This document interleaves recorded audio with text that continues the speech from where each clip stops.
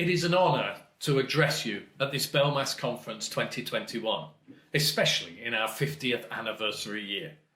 It is indeed a special occasion, and there are so many to thank and acknowledge at a significant time in the life of the Society. I'm sure you will understand why for me to pick out specific individuals would mean that I inevitably miss someone.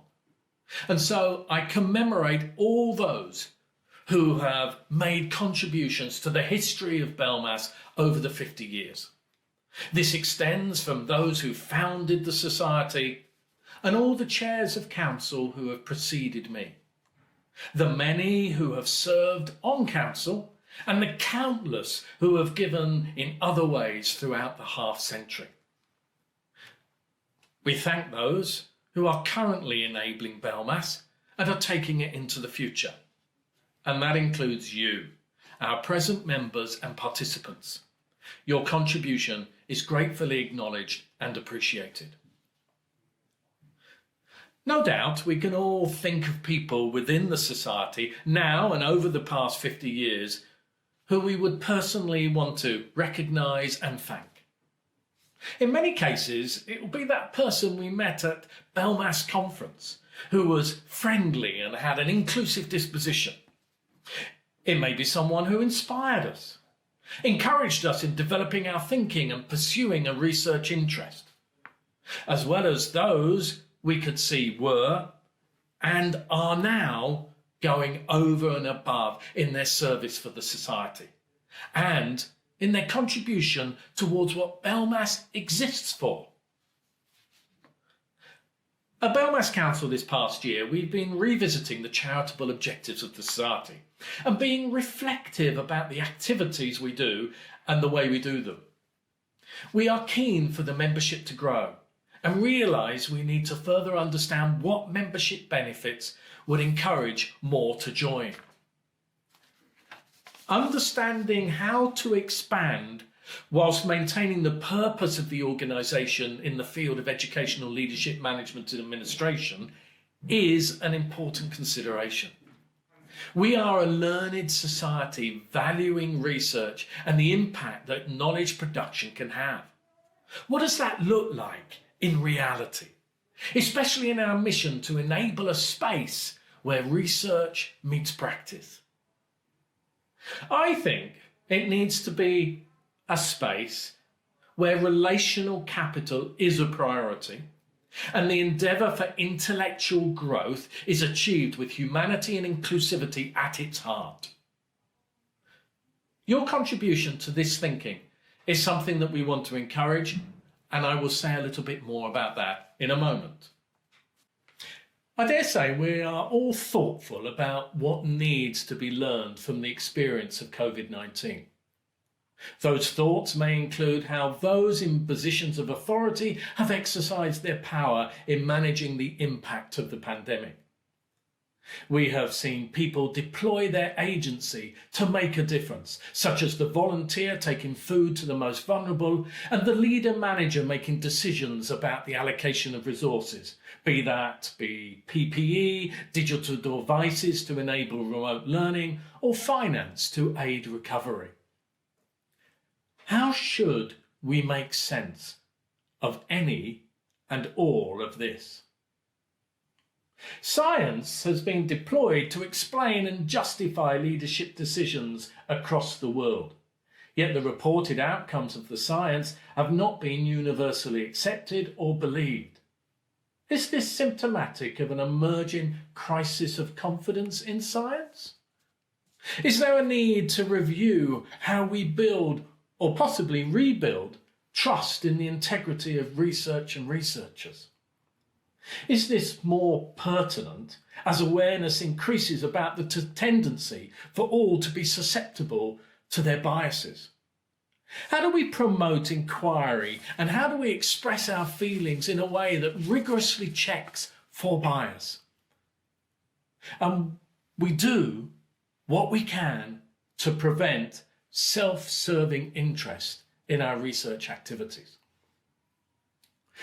I suggest the recent responses to the dramatic and necessary illuminations of the prejudices existing in our societies have contributed to increasing the discourse on unconscious bias and negative dispositions towards the other.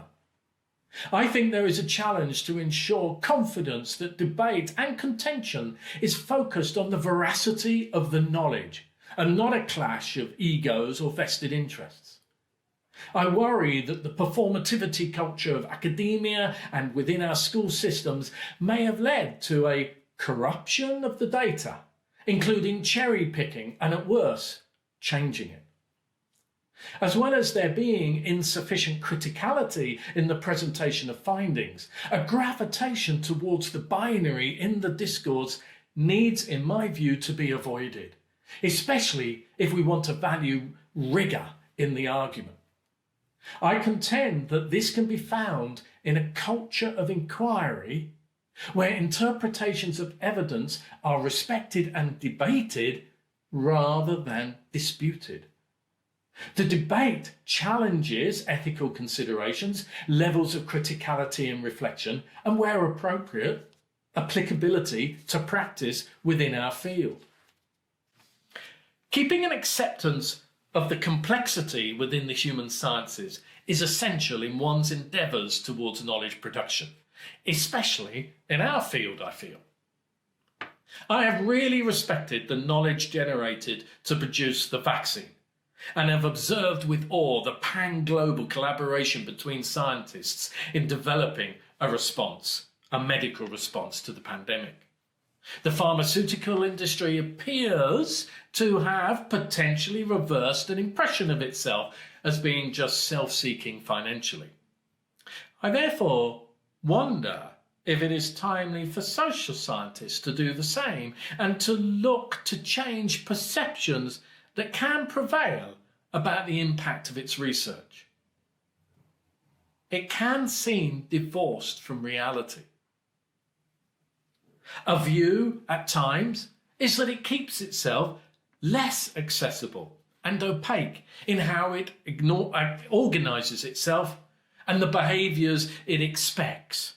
Those can, at times, appear to be more about protecting a traditional professional code in a rather closed way rather than being that inclusive. I'm keen that our research endeavours talk to those we wish to make a difference for us to collaborate internationally to produce knowledge that will truly have an impact on improving leadership and management of education across the world. I am very interested in the role that BELMAS can play in working towards that aspiration. Therefore, later this year, the year of our 50th anniversary, there is to be a series of roundtables hosted by myself as chair of BELMAS. At these meetings, I wish to discuss the questions I've raised previously and to do so within the following frame of reference. Empirical science emerged from natural philosophy. To be philosophical is to inquire and, in my view, debate what are the most important questions to ask and then explore. Investigating a hypothesis may lead to empirical evidence that proves a theory or perspective. We know that new proofs emerge as more is understood. Hence the questioning methodology that is intrinsic to the design and method of research. Analysis of the data and proposition of findings should always involve criticality. The tendency to want to rest upon certainty should be resisted, as it gives a false sense of security, as the past year has shown. Our discipline has to be careful not to pander to those seeking certainty because they find it difficult living in a liquid state. They find living in a liquid state too uncomfortable. Whilst being empathetic towards those who fear uncertainty and want solidity, I am more fearful of dogma that undermines the principles I have just spoken about. Knowledge generation needs to trust the power of iteration and be wary of fundamentalism. That's not to say that there are not fundamental values that we wish to live by and provide a framework for the existence and the operation of our society. But it is to say that they can be reflected upon both at an individual level and in connection with our methodologies. The proposition is that rigorous debate is crucial and a foundational part of scientific research. We should always be open to the prospect that our findings are not as solid, certain, as they appear to us.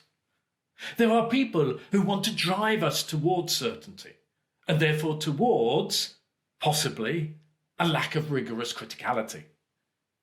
We should push back against this, because that way of thinking inhibits knowledge production. This critical lens shouldn't just be taken for findings either. For example, conclusions drawn from data. We should also be taking a critical lens to our methodologies too, because therein may also lie the root of false interpretations and invalid conclusions. Therefore, at the roundtables that I spoke of, I'm keen to discuss the relevance of this proposition I've just given in our field. Perhaps we shall question the assumptions and hegemonies that are perpetuated and affirm what we truly value.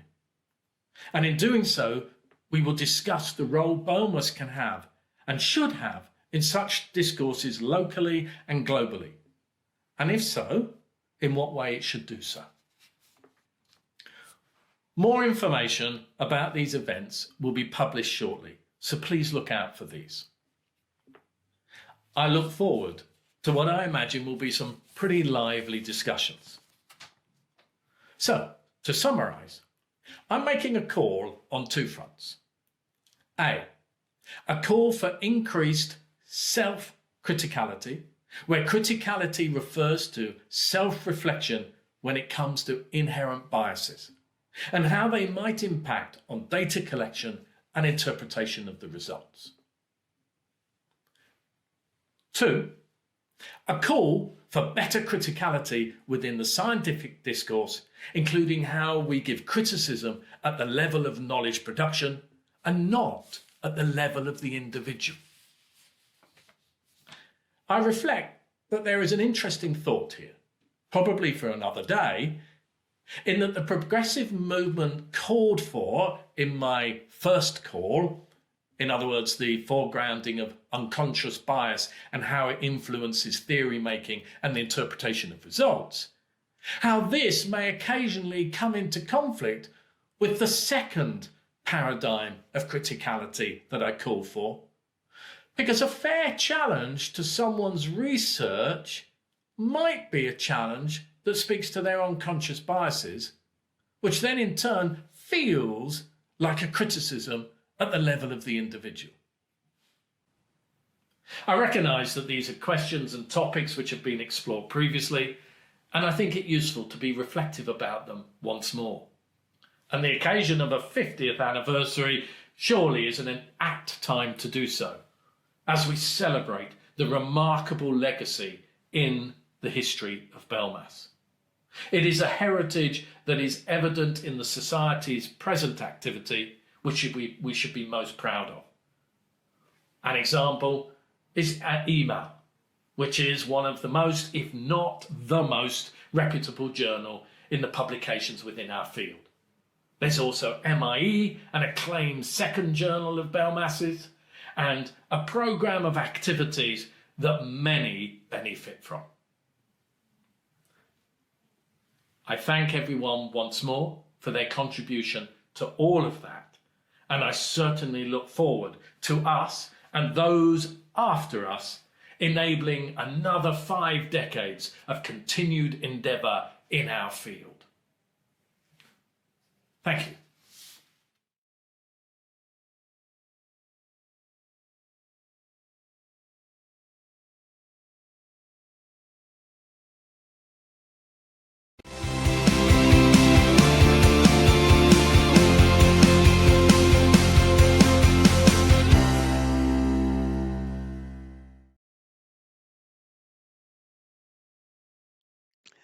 Welcome and good afternoon, everybody.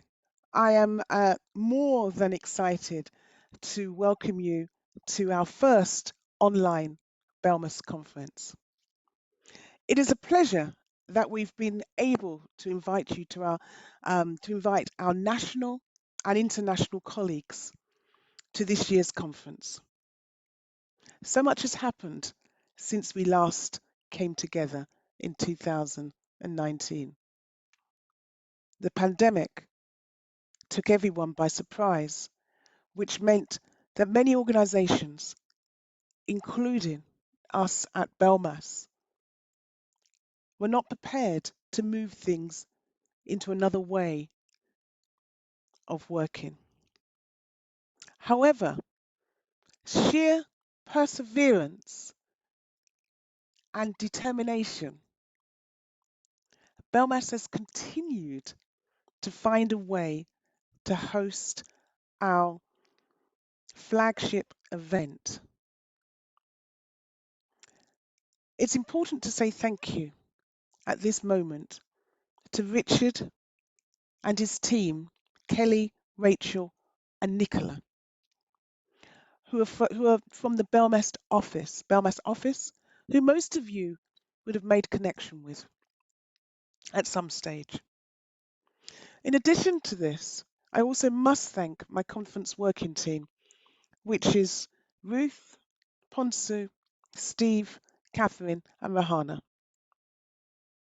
Without them and their absolute determination, this conference would have not been able to go forward. So now the conference. Our conference spans over 2 days, Friday and Saturday, slightly different to what we've done before, but it's Friday and Saturday. And for this to work, we really, really need you to participate. I know online can be rather harsh and hard as and as it really spends a lot of time, real concentration and eyesight and everything else. But that's the reason why we've given different breaks throughout the 2 days. And as we move forward together, I think this is going to be a really exciting conference. Really exciting. We've got still exciting things to come forward. We've got symposiums, we have sessions. It's just, I think it's going to be a good place to be able to do a lot of things together. As you know, the conference theme itself is looking back and looking forward. And as we look forward to what and how BELMAS can be over the next 50 years, because some of you may have also attended some of the 50-year celebrations, which I will talk again about on day 2. But meanwhile, let me just give you some housekeeping notes, which I think are really important for today. The paper sessions and workshops will take place in the sessions area, which you can access via the navigation bar on the left-hand side of your screen. That's really important to know where that is. The area we are currently in, the stage, is where the keynotes will be happening shortly, and then the symposium at 16:30 UK time. To view a detailed breakdown of the paper titles and authors in each room, please click into the Information and Exhibitions area. During the paper sessions and workshops, we encourage you to actively get involved, especially during the Q&As, where you can share your audio and video to speak to the authors directly. You can also use the chat function to speak to fellow participants as well. Now, if there's any accessibility issues which we haven't been made aware of, please do speak to the events team. It's so important. We are here to help you to enjoy the experience of BELMAS. If you need any technical assistance, just post a message on the chat and the events team will be in touch. This is your conference, which we've planned based on your needs. It is an online conference, and as I've said, is our first one. I pray there won't be too many technical issues, but if there are any, please bear with us as we attempt to sort them out. We have, as I've said, a whole range of good things which are taking place, and I really want to now move to the start of our conference and what that looks like. I have pleasure in inviting our first chair, who's going to chair the first keynote, and that is Professor Tony Bush, who's a professor of educational leadership in Nottingham with responsibilities in the UK and Malaysia. He's our president and a council member of the British Educational Leadership Association, which of course is BELMAS, and he's been an editor of the SSCI listed international journal, Education Management and Administration and Leadership since 2002, which, as many of you may know, has gone from strength to strength. His previous experience includes professorial appointments at the universities of Leicester, Reading, Lincoln, and Warwick. He was presented with the BELMAS Distinguished Service Award in 2008 and appointed as a Fellow of the Commonwealth Council for Educational Administration and Management, CCEAM, in the same year. He has been a consultant, external examiner, invited keynote, and or research director in 23 countries. I will now welcome my colleague and friend, Professor Tony Bush.